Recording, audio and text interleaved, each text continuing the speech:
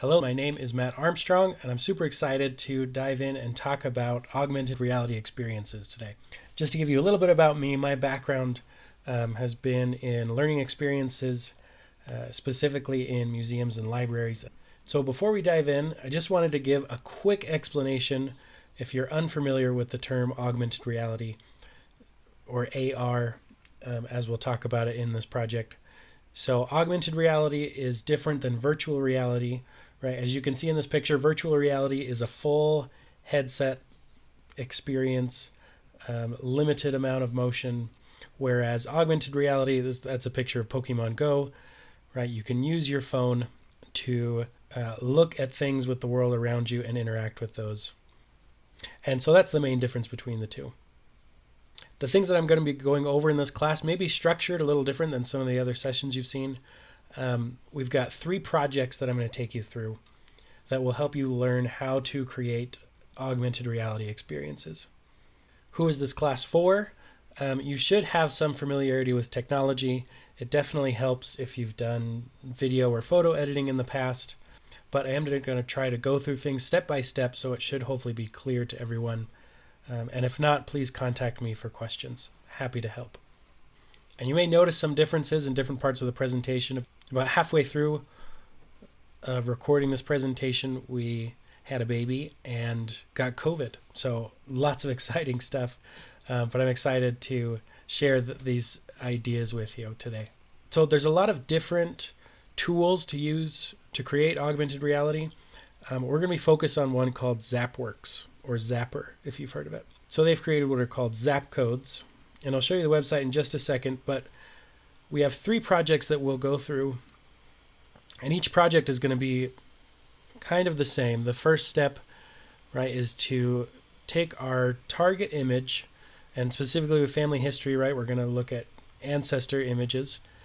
We're going to connect the Zap code, and then with a phone you can scan that image, and there's new content that you can see.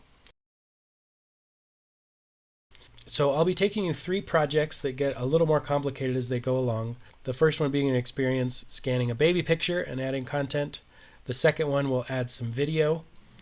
And the third project will put it all together to create a scannable family tree that's interactive, where you can see videos and pictures with multiple ancestors. So the tool that we're going to be using to put all this content together is called Zapper and ZapWorks. So before we get anything started, you'll want to sign up. You can get a free hobbyist account, and they give you a few free projects as well. So go in, create your account, and we can get started.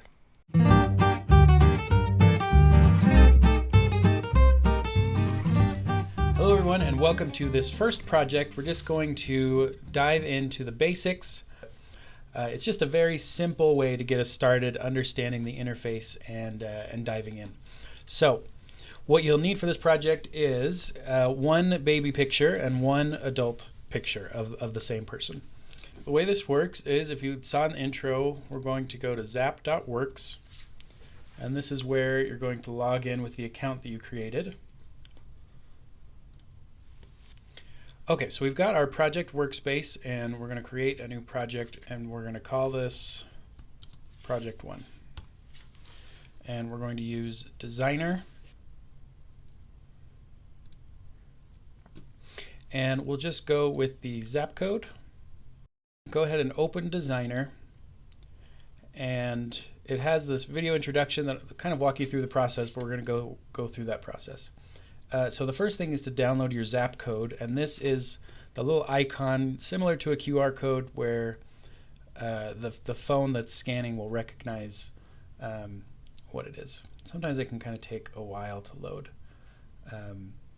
But go ahead and download. We're just going to use the PNG today. If you're doing a lot of scaling or other kinds of things, you can use the SVG, but PNG will work fine for now. So then you hit continue, and now that you have that downloaded, what you want to do is combine this Zap code with your target image. That's the baby picture that we're going to look at. So in order to do that, we need to combine them in some sort of photo editing tool. So if you have Photoshop or something, go ahead and use that. But there's also what's called pixlr.com. This is a really great program where you can just dive in and and use either one of these. So I think we'll just use the playful pixeler.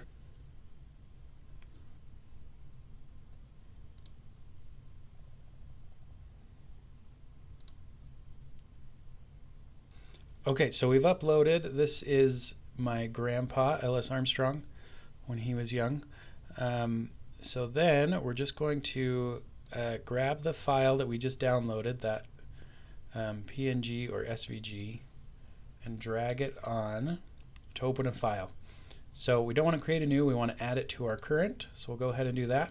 And you can see this is quite large. It's not what we want it to look like. So we'll come in here, click Arrange, and this will let us resize it. So we're just going to resize it and pull it down here to the corner, kind of out of the way.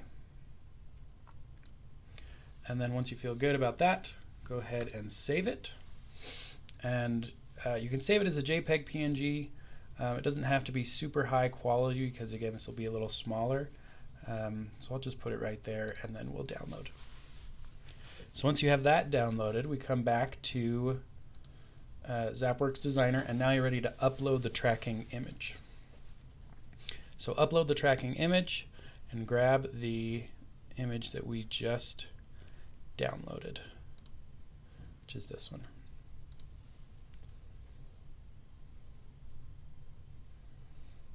Now you'll see it's analyzing it. It's really important to have good contrast in the picture. I don't know how much contrast we have.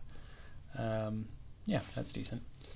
So you can tell kind of the green is where it has good contrast, and that just is the ability for the software to recognize the picture. So we're going to go ahead and use this tracking image. Okay, and so now we're in the project workspace.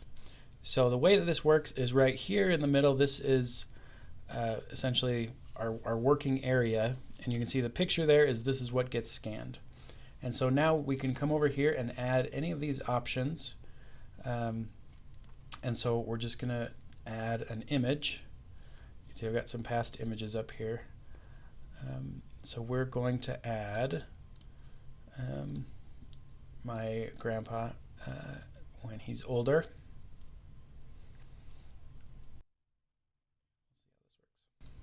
Yep, so you can kind of resize it. We can have it come up next to him. You can have it come up over top. And I think we'll do that. I think we'll just have him come up next to him, and then make it a bit bigger, and then we'll add some text. So all of these things that I'm adding, this is what's going to show up within the phone, within that sort of augmented area. So we're going to say Ellis Armstrong. Okay, and that's essentially it for our first project. There's a lot of other stuff you can do, but this is just kind of the basic. So we're going to go ahead and publish this.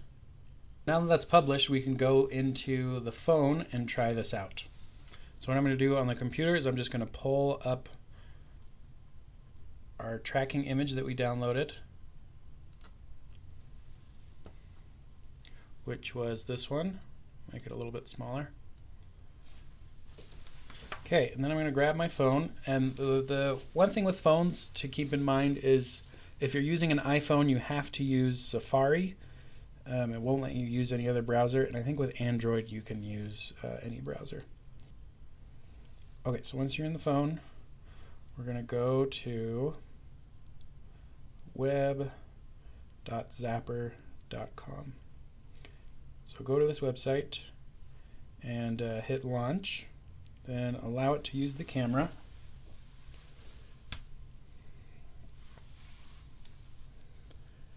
And depending on the content and the day, I don't know if everybody's doing this at once, it might take a little while to load, but for the most part I haven't had too much trouble trying to get stuff to load. So here we go. So now this is kind of our scanning area, so we're going to scan over to this picture and see, and as you can tell, it's recognized it, and then we can scan out, and there is our tracking image. So the nice thing is that you can kind of move around, and as you'll see, sort of what happened there is whenever you move away from the target, it just pulls it up into the person's screen. So with if you have more pictures or more content, that will make more sense as we do more projects, but Once you scan it back, it will go back on. And there you have your first project. So what you can do now is print this item, and anybody can access it from a phone. We're going to go in for project 2 and work with video.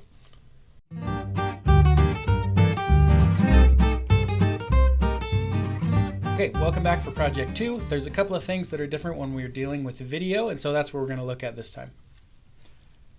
What you'll need this time is some sort of video. Home video can be kind of anything.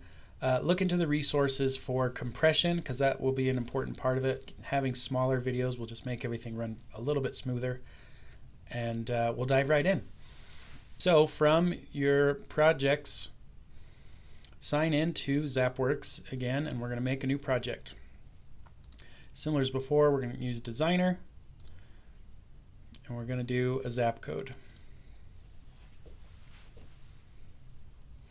Okay, so for this one, we're going to open Designer, and I'll show you one thing that you can adjust. So before we download our zap code, if you click away, you can come down here to change the color, and sometimes it's just nice to have something different than straight black and white, especially if you have a black and white picture.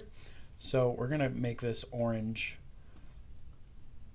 and then that's going to be our zap code. So then we'll download it right there, and we'll go ahead and do the PNG. So then before we connect this to our target image, go ahead and open your video. Use this one. This is my wife's grandparents. This really great footage from their wedding. And so the tricky part about this, we're going to go right to the beginning. And this is where you want to be able to take a screenshot. Oops.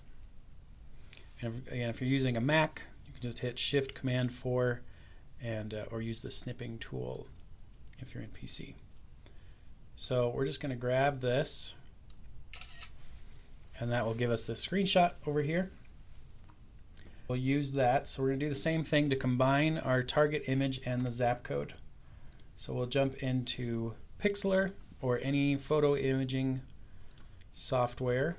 We're going to open our image and grab this screenshot.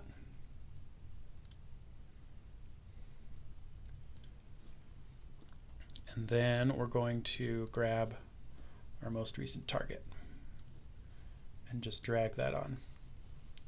Then again, we're going to add current, and this is pretty giant, so we're going to come over here and click this arrange. See if we can zoom out and make this a lot smaller.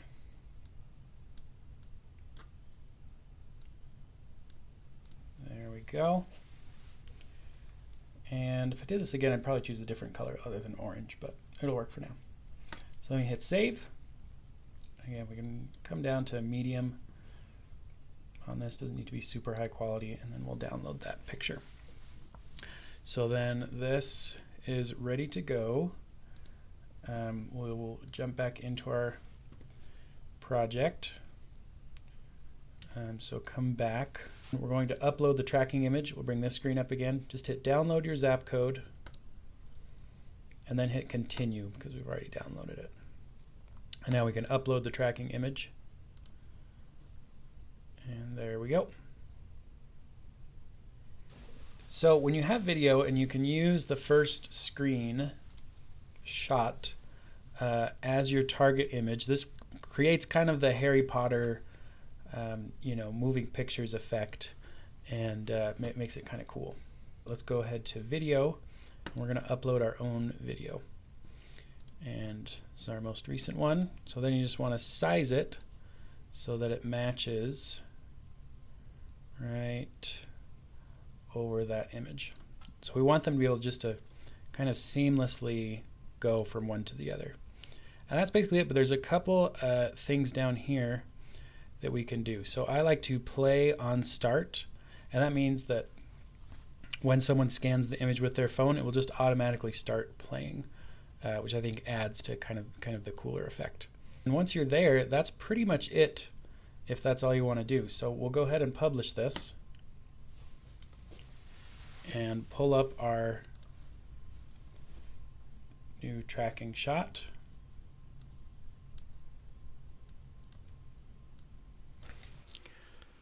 So we'll do the same thing we did, going from web.zapper.com.